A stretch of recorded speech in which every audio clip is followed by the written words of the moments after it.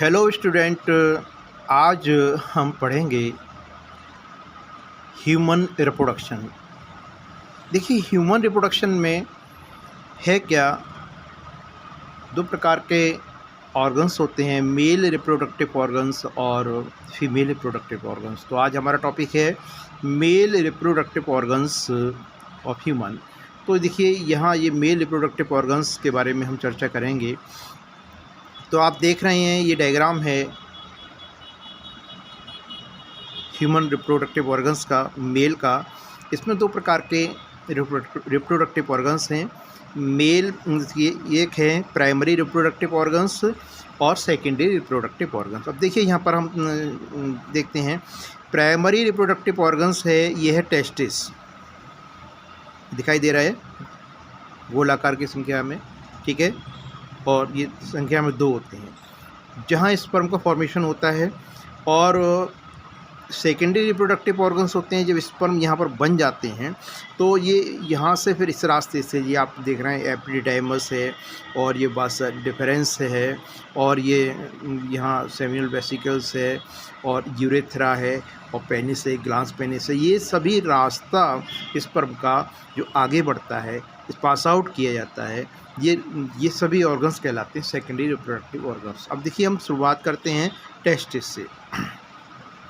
तो देखिए, मनुष्य में जो टेस्टिस होते हैं, तो ये इसमें स्क्रोटम नामक एक सैकला स्ट्रक्चर होती है, उसमें ये होते हैं, उसमें पाए जाते हैं और ये संख्या में 2 होते हैं।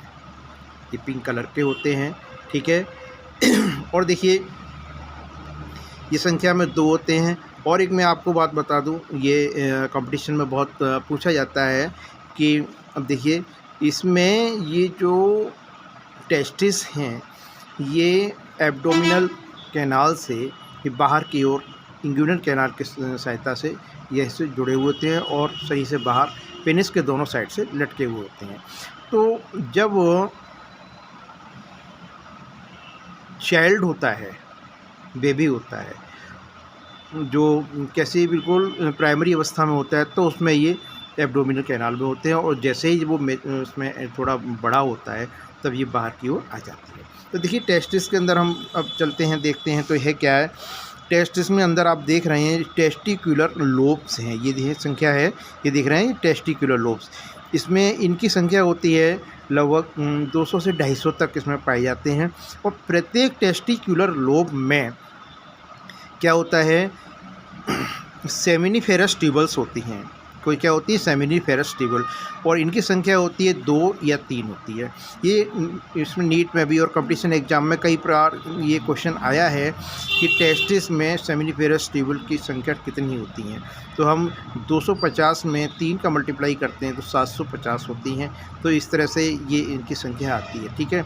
अब हम ये देखते हैं सेमिनिफेरस ट्यूबल हैं, इसके अंदर भी एक प्रकार की सेल्स होती हैं जहाँ स्पर्म का फॉर्मेशन होता है, इनको बोलते हैं सर्टोली सेल। सर्टोली सेल क्या होती हैं, जो स्पर्म को पोषण देती हैं। इससे ये स्पर्म इनके सिर झुकाए हुए उसमें पड़े रहते हैं। इसके बाद में ये जो बीच में खाली स्थान दिखाई दे रहा है, इसमें टेस्टिकुलर लोब और इसमें स्क्रोटम के मध्य में, तो ये वो क्या है, इसमें एक प्रकार की सेल्स होती हैं ना, लीडिंग सेल्स कहते हैं, वहाँ पर होती हैं। और इस प्रकार स्पर्म को जब फॉर्मेशन होता है, तो यहाँ से स्पर्म का फॉर्मेशन देखिए हेरेटी टेस्टिस से होता हुआ वास एफरेंशिया में पहुंचता है। वहां से स्पर्म होते हुए कहाँ पहुंच जाते हैं कि एपिडिडाइमस में। और एपिडिडाइमस एक इस तरह की संरचना होती है जो सी आकार की संरचना, ये आप देख रहे हैं यहाँ से, और ये स्पर्म से जुड़ी हुई और आगे की तरफ किसमें बास डिफरेंस में खुलती है। बास डिफरेंस अगला, अब यहाँ से सेकेंडरी रिप्रोडक्टिव ऑर्गन शुरू हो जाते हैं, एपिडिडाइमस। और बास डिफरेंस क्या होती है, एक लंबी नली होती है जो किससे इसमें आगे देखते हैं, जो सेमिनल वेसिकल्स के पास से होती हुई और यूरेथ्रा में खुलती है। एजुकुलेटरी डक्ट आगे जाके यूरेथ्रा में खुलती है। तो फिर हम आगे की तरफ देखते हैं, फिर आ जाता है एजुकुलेटरी डक्ट। एजुकुलेटरी डक्ट यहाँ से स्पर्म यूरेथ्रा में आते हैं। यूरेथ्रा क्या है, एक ट्यूब है, एक नली है, जिसके दोनों ओर क्या होते हैं कि ये सॉकेट होते हैं, ये इसमें कॉर्पोरा इसको बोला है, इसमें कॉर्पोरा कैवेनोसा, ये क्या होते हैं दोनों तरफ। इसमें क्या है, आपकी पेनियल आर्टरी से, किससे, पेनियल आर्टरी से ब्लड आता है। जब ब्लड बढ़ जाता है, इरेक्शन जो होता है, जिसमें तनाव होता है, वो किसके कारण होता है, इसमें ब्लड आ जाने के कारण होता है, इसमें पेनिस में, ठीक है। अब इसके बाद में जब हम यहाँ इसके बाद में क्या होता है, पेनिस की तरफ आते हैं। तो पेनिस क्या है, एक ट्यूबलाइट लंबी नली की तरह संरचना होती है, और ये क्या है, इसमें दो रास्ते होते हैं। एक तो यूराइन का, यूरिनरी ब्लैडर से रास्ता खुलता है, दूसरा रास्ता होता है यही स्पर्म के सीमेंस का यहाँ पर निकलने का। स्पर्म भी पास आउट होते हैं और यूराइन भी पास आउट होते हैं। जो आगे रास्ता किससे खुलता है, ये ग्लांस पेनिस, जो बाहर जो इसमें ये तिकोना गोल आकार की संरचना होती है, ग्लांस पेनिस, जिसको पिंक कलर का होता है, जो एक्सटर्नल यूरेथ्रल और ऑरिफाइस के द्वारा ये बाहर की ओर खुलती है। इसके जो ऊपर का जो भाग होता है, इसको हम कोरोना बोलते हैं, ठीक है।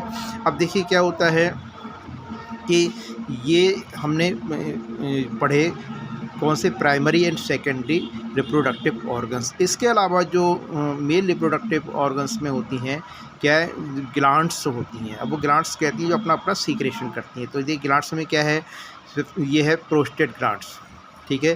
प्रोस्टेट ग्लैंड्स क्या है, एक लुब्रिकेंट यहाँ से सीक्रेट करती है जो सीमेन में मिलता है, और यही उसमें बल्बो यूरेथ्रल ग्लैंड्स है, जो ये उसमें ऑयलिंग के लिए सीक्रेशन इसमें सीमेन में सीक्रेट करती है, और जिससे कि कॉपुलेशन के दौरान जो स्पर्म्स होते हैं और आसानी से आगे की तरफ बढ़ जाते हैं। और इसी बीच में एक ग्लैंड्स होती है जिसको हम सेमिनल वेसिकल्स बोलते हैं, जिसमें फ्रक्टोज पाया जाता है। और ये कंपटीशन वाला क्वेश्चन है, कंपटीशन में कई बार आया कि जब जैसे जो केसेस वगैरह होते हैं, रेपिस्ट वगैरह केस होते हैं, तो उसमें किस तरह से पहचान की जाती है कि किसी के साथ कोई गलत काम हुआ, तो वो केवल फ्रक्टोज को चेक करते हैं। जब टेस्ट में क्या पाया जाता है, फ्रक्टोज पाया जाता है, तो वो व्यक्ति क्या अपराधी होता है। अपराध जगत में इसको फ्रक्टोज की सहायता से उसको चेक किया जाता है। इस प्रकार देखिए, आपने पढ़ा मेल रिप्रोडक्टिव ऑर्गन्स में दो प्रकार के इसमें ऑर्गन्स थे, प्राइमरी और सेकेंडरी। प्राइमरी में टेस्टिस और सेकेंडरी में एपिडिडैमस, वास डिफरेंसी और सेमिनल, उसमें ये यूरेथ्रा, पेनिस, ग्लांस पेनिस, ये सेकेंडरी है। और इस तरह से आप इसको अच्छी तरह से तैयार कर लेना। मैं समझता हूँ आप अच्छी तरह से इसको तैयार कर लेंगे। ठीक है, धन्यवाद।